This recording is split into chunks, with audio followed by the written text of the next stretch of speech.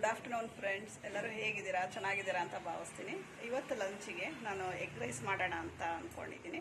So ಹಾಗೆ ಆ ರೆಸಿಪಿನ ನಿಮ್ಮ ಜೊತೆ ಶೇರ್ ಮಾಡಬೇಕು ಅಂತ ಅನಿಸ್ತು, ಹಾಗಾಗಿ ವಿಡಿಯೋ ಮಾಡ್ತಿದ್ದೀನಿ. ಹಾಗಿದ್ರೆ ಬನ್ನಿ ಈಸಿಯಾಗಿ ಎಗ್ ರೈಸ್ ಹೇಗೆ ಮಾಡೋದು ಅಂತ ನೋಡೋಣ.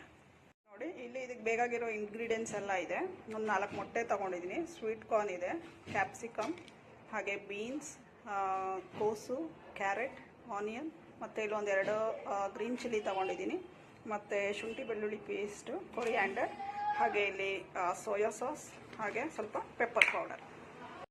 ನೋಡಿ, ಈ ರೀತಿ ಹಸಿ ವಾಸನೆ ಎಲ್ಲ ಹೋಗೋ ತನಕ ಸ್ಕ್ರಬಲ್ ಮಾಡಿ ಕ್ಲೀನಾಗಿ ಎಗ್ನ ಒಂದು ಸೈಡಲ್ಲಿ ಎತ್ತಿಟ್ಕೋಬೇಕು. ಈಗ ಇನ್ನೊಂದು ಪ್ಯಾನಿಗೆ ಒಂದು 2 ಟೇಬಲ್ ಸ್ಪೂನ್ ಆಯಿಲ್ ಹಾಕೋತಾ ಇದ್ದೀನಿ.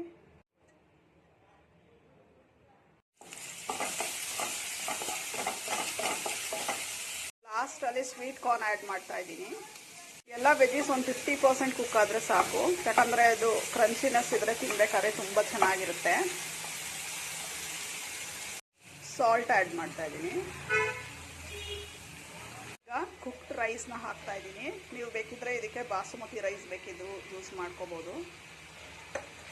ಈಗ ಇದಕ್ಕೆ 1 ಟೇಬಲ್ ಸ್ಪೂನ್ ಸೋಯಾ ಸಾಸ್ ಹಾಕ್ತಾ ಇದ್ದೀನಿ, 1/2 ಟೇಬಲ್ ಸ್ಪೂನ್ ಪೆಪ್ಪರ್ ಹಾಕ್ತಾ ಇದ್ದೀನಿ. ಈಗ ಎಗ್ ಮಾಡಿಟ್ಕೊಂಡಿದ್ವಲ್ಲ ಅದನ್ನು ಹಾಕ್ತಾ ಇದ್ದೀನಿ. ಈಗ ಎಲ್ಲ ಚೆನ್ನಾಗಿ ಮಿಕ್ಸ್ ಮಾಡಬೇಕು. ಎಗ್ ರೈಸ್ ಅಥವಾ ಎಗ್ ಫ್ರೈಡ್ ರೈಸ್ ರೆಡಿಯಾಗಿದೆ.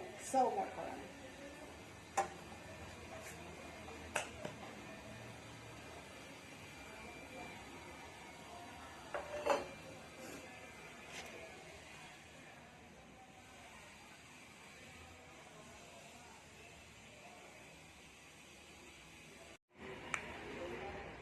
ಕೆಚಪ್ ಹಾಕ್ತಾ ಇದ್ದೀನಿ ಸ್ವಲ್ಪ.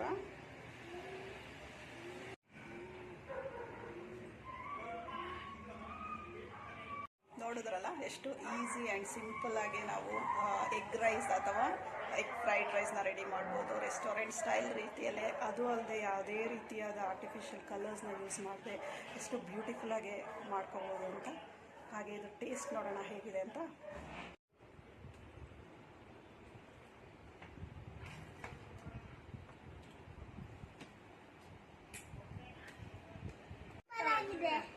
ಚೆನ್ನಾಗಿದೆಯಾ?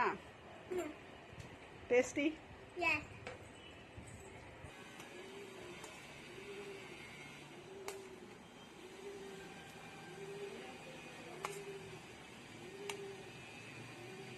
ಸಕ್ಕತ್ತಾಗಿದೆ ಟೇಸ್ಟ್ ಮಾತ್ರ. ನೀವು ಹೊರಗಡೆ ರೆಸ್ಟೋರೆಂಟಲ್ಲೆಲ್ಲ ತಗೋತೀರಲ್ಲ ಅದೇ ರೀತಿ ತುಂಬಾ ಚೆನ್ನಾಗಿದೆ. ತುಂಬ ಹೈಜೀನಿಕಾಗಿ ಮನೆಯಲ್ಲೇ ಮಾಡ್ಕೋಬೋದು. ಮಕ್ಕಳಿಗಂತೂ ತುಂಬ ಇಷ್ಟ ಆಗುತ್ತೆ ಈ ರೀತಿ ಮಾಡಿಕೊಟ್ರೆ. ಸೊ ನೀವು ಒಂದ್ಸತಿ ಈ ರೀತಿ ಟ್ರೈ ಮಾಡಿ ನೋಡಿ ಅಂತ ಹೇಳ್ತಾ ಇವತ್ತಿನ ವಿಡಿಯೋ ಎಂಡ್ ಮಾಡ್ತಾ ಇದ್ದೀನಿ. Save in the next video. Bye.